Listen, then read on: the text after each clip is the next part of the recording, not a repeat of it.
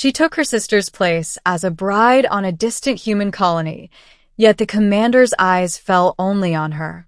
The docking bay of Helios, 9, one of humanity's far-flung frontier colonies, was alive with light and ceremony. Banners of both Earth and the colony fluttered on the walls, and rows of soldiers stood in dress uniform, polished boots gleaming. At the far end, under the vaulted ceiling of the station's arrival hall, a man waited, Commander Rylanvey, the decorated hero of the border wars and the one who would soon take a bride. But the woman stepping nervously from the shuttle was not the one he expected. Beginning the switch. Her name was Lyra, second daughter of House Sereth, one of the old noble families of the Vega system. She had lived her whole life in her sister's shadow. Beautiful, accomplished Selene, who had been promised to the humans as part of a long-negotiated alliance. Selene was proud, ambitious, unwilling to be tied down to a military outpost far from civilization. The day the escort ship was to leave Vega, Selene had disappeared into the night with her chosen lover, abandoning her duty. That left Lyra. Their family's honor, and the fragile treaty, demanded a bride.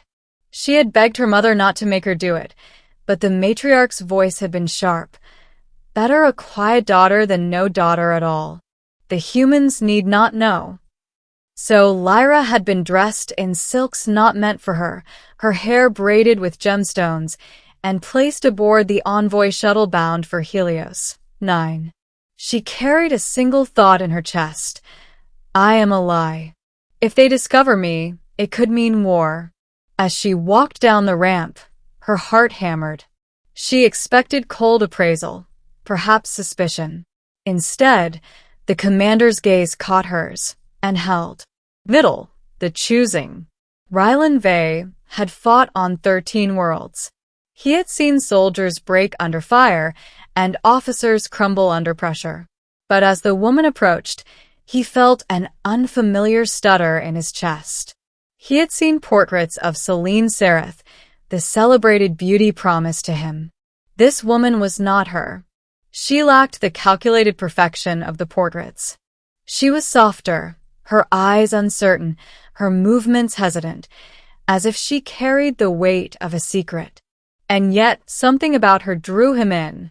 Protocol demanded he recite the welcoming speech, take her hand formally. Instead, he stepped forward, closing the distance himself. When he offered his arm, she accepted, though her fingers trembled against his sleeve. Over the following days, preparations for the binding ceremony began. Lyra moved through the colony with silent grace, never daring to meet the commander's eye too long. But Rylan noticed everything, how she lingered near the engineers repairing the shuttle, how her laughter came quick when she forgot her fear, how she flinched whenever her sister's name was spoken aloud.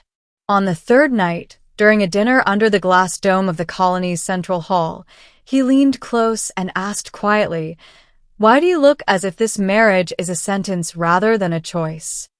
Lyra nearly choked on her wine. She tried to deny it, but the truth weighed too heavy. Finally, she whispered, "Because I was never meant to be here." Ryland's sharp gaze softened. "And yet, I am glad that you are." The secret at risk. Whispers spread among the officers. Some claimed the bride was not what had been promised. Others muttered about insult and betrayal.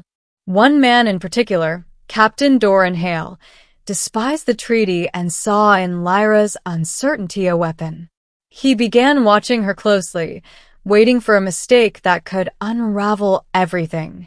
Meanwhile, Lyra struggled with the growing pull between herself and Rylan. She had expected duty, distance, perhaps disdain. Instead, he sought her company in the gardens, shared stories of his youth on Earth, even smiled, a rare, unguarded thing that warmed her chest. One evening, while walking the outer decks, he showed her the stars spread like rivers of fire across the black. "These are the worlds I swore to protect," he said. But lately, I think I've found something I want to protect more. Her breath caught. She wanted to believe him, but fear held her tongue. Then came the night her secret nearly broke. Captain Hale intercepted her alone in the archive chamber. With a sneer, he revealed a portrait of Celine, smuggled from the Vega records. "This is the woman we were promised. You are not her." Lyra froze. If he exposed her, the treaty could shatter, and her family would be ruined. Hale leaned close, his voice like poison. "Confess, and you'll save me the trouble. Otherwise, I'll see the commander knows exactly who shares his table." The turning point, Lyra fled to her quarters, shaking. She could no longer carry the lie. But before she could decide what to do, Rylan arrived, summoned by her distress. She broke then, words spilling out between sobs.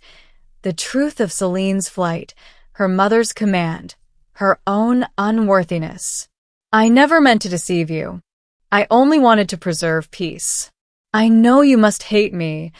But Rylan silenced her with a single word. "Enough." He lifted her chin, meeting her tear-filled gaze. "I do not care for treaties or portraits. I care for the woman before me. And it is you, Lyra, not your sister, who has stood by my side these days. You, who have shown courage greater than any deception. Do you think I would trade that for a ghost?" Her breath trembled. For the first time since arriving, she let herself believe she belonged. The battle for truth. Captain Hale, however, did not relent. On the eve of the wedding, he stormed into the council chamber, presenting the portrait of Celine and declaring Lyra an impostor. Gasps filled the room. Some officers demanded her arrest, others called for Vega to be punished. Lyra stood silent, shame burning her cheeks. But before the accusations could spiral, Rylan rose. His voice cut through the uproar. "Yes, this is true. She is not the woman you expected. She is more. She is the one I choose, not because of treaties or politics, but because she has shown me a strength greater than any battlefield.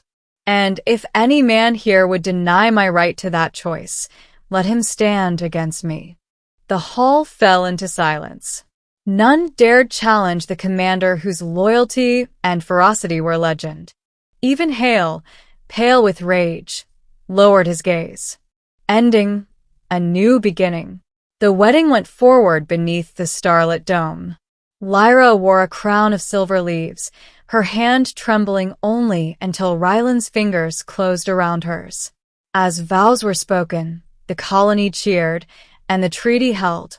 Stronger now not because of politics, but because of truth.